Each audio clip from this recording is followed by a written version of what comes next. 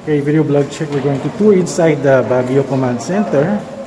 Ito yung yung kanilang smart city. So, ito yung technology na ginagamit nila for the entire Baguio City. Okay guys, video vlog check. We are here sa Smart City Baguio. Baguio Smart City, ito yung kanilang transformation. Ito yung kanilang 911 Baguio monitoring. So we're going to enter here, get to know kung paano magiging smart city yung Baguio, and we're going to have a preview ng kanilang 911 yung emergency na yan. Makakakuha tayo ng mga information from Engineer Uzon. So panoorin nyo to, let's check it out, Joe. Okay. So ladies and gentlemen, good afternoon. Welcome to the Smart City War Room. This is where basically all of the discussions will happen just in case we have a crisis. So dito lilipat si Mayor, lilipat yung crisis management team. For discussions, air. Whoa! Oh damn! That is so Star Trek. Parang Doom. This is our activity area where all of our use cases are being displayed. So currently, we have 6 use cases. Baguio City has installed the necessary servers, software, so that for a smart city to work, we will be installing all of these sensors, data gathering sensors all over the city. Pero kung walang, if there is no cellphone signal, there is no source of connectivity, how can we make our smart city work? Speeds were possible, and Project AirGate was born. This is our AirGate system that will go on utility poles throughout the neighborhood. Inside this unit is the 5G wireless technology that will connect to homes, devices, cars, and this will revolutionize the world. Because if you have electricity to your home, you automatically have broadband to your home. But it's when we start talking about a world with a more level playing field that the depth of this discovery really hits home. Healthcare, as an example, if I live out way in a rural area and I can get gigabit type services, remote imaging, remote medicine, all become viable. The whole notion of remote education, remote schooling. To create a network that can allow really dense deployments of access. As you can see, all 4 of them are oriented in different directions. Each of them can lead to another sector that would lead to another sector. And so they together create a network based off of street furniture. I see you're smiling. You're happy. Just imagine if you can use, diba I was saying, if you do speed check, probably the best you will get is about 5 Mbps. Just imagine if you do a speed check and you get 1 gig on your phone. That's wow. Of course, the phones that we have right now can only go up to 300 Mbps because that's the limitation of the current phones. But once time, 4 weeks, in 4 weeks time, probably. Wow. Ano kabilis? Wow. Akala ko nag-see ko. Okay. Next 4 weeks. Yeah, the next 4 weeks. Okay, so this is... Pag merong launching, invite nyo kami, sir. Let me show you project.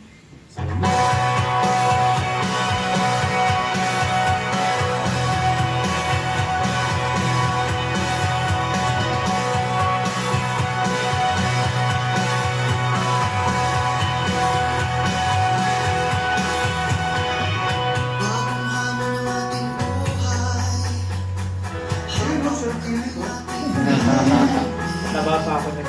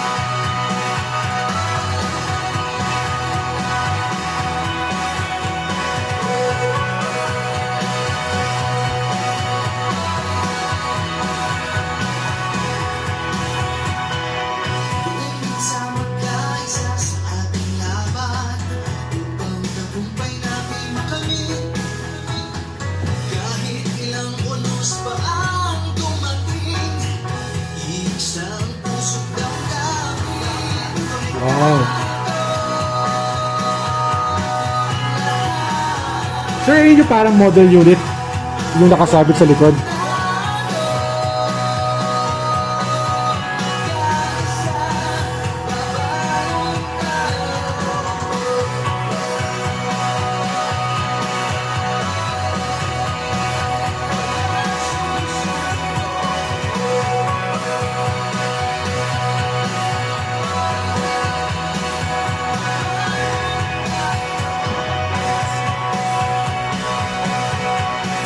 Oh, yun no?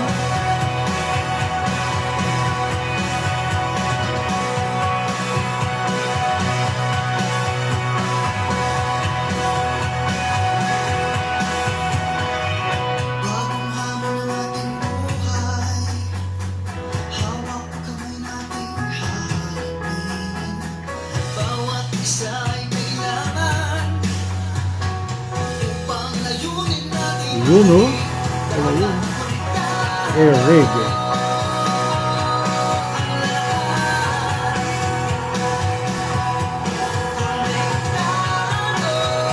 Uy, may testing na sila.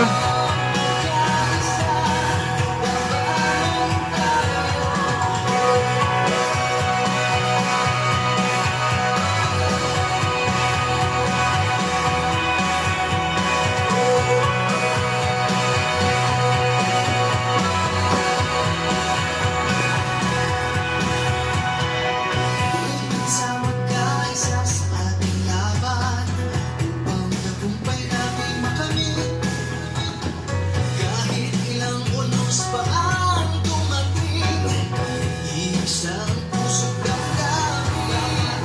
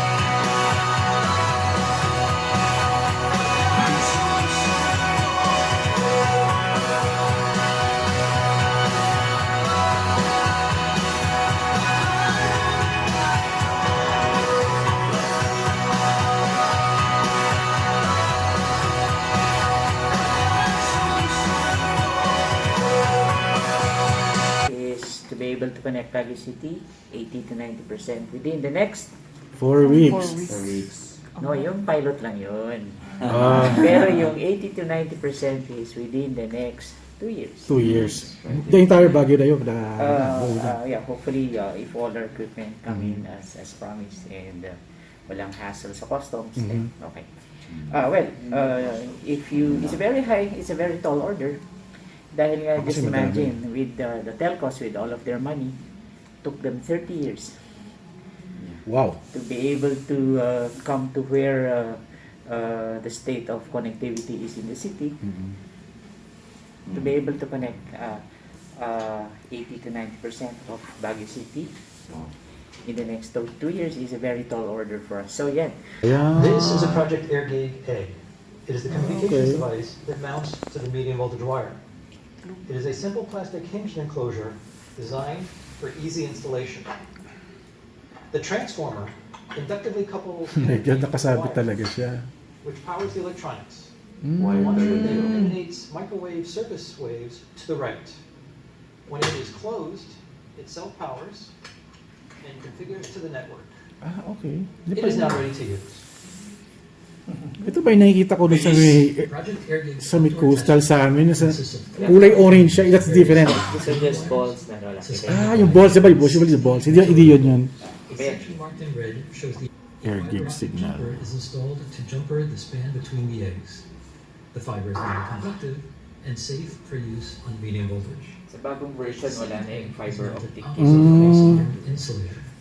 Ito Two yung eggs are first needed iteration. per utility pole. Naglagay kami uli ng radyo from here, convention center to PMA. May be surprised between City Hall and convention who will make a wild guess kung gaano namin katagal in-install. 5 minutes? Hindi. 5 minutes yung antenna. Yung pag-align, it took us 2 hours actually. 2 hours. To be able to connect the both radios and eventually nagbabato na siya. So, parang sir, Beneco will be a power supplier, tapos magiging telco na rin din siya? Eventually, yes. That is the plan. Wala kaming pakialam sa telco kasi they are not able to deliver the So you're coming at, it's a new player dato for Baguio? No, it's not a new player. Okay, you've heard of the Facebook cable before? Facebook submarine cable. Yeah, yes. Have you heard of that before? So, di ba, may landing station. Is it somewhere in Mindanao, sir? Or?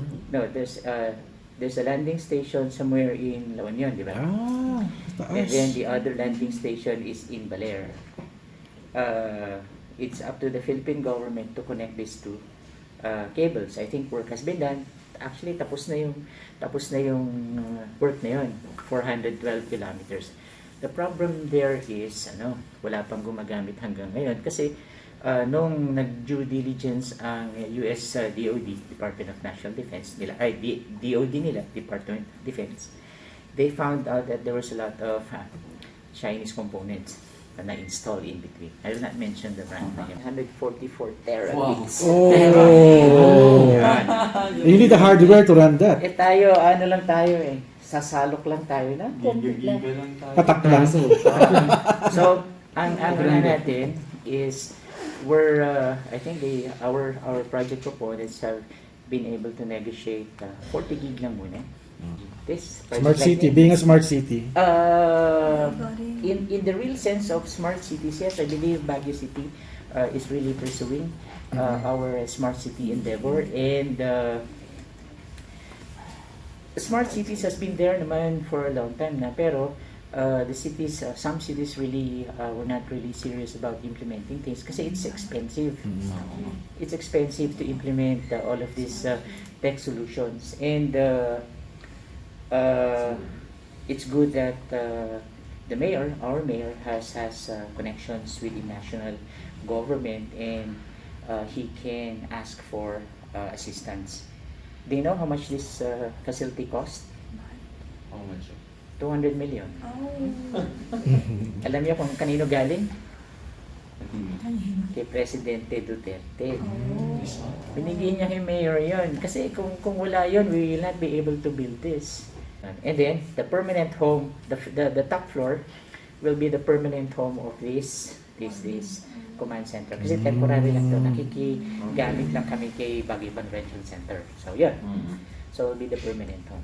So, hopefully, they will finally decide to give us the 200 million and build the fifth national data center in Baguio City. And what does it provide us? Having a national data tier 3 national data center in Baguio City. What does it represent? So you'll have the infrastructure to... Yeah, we will have the infrastructure to be able now to provide secure data services sa Bangkok.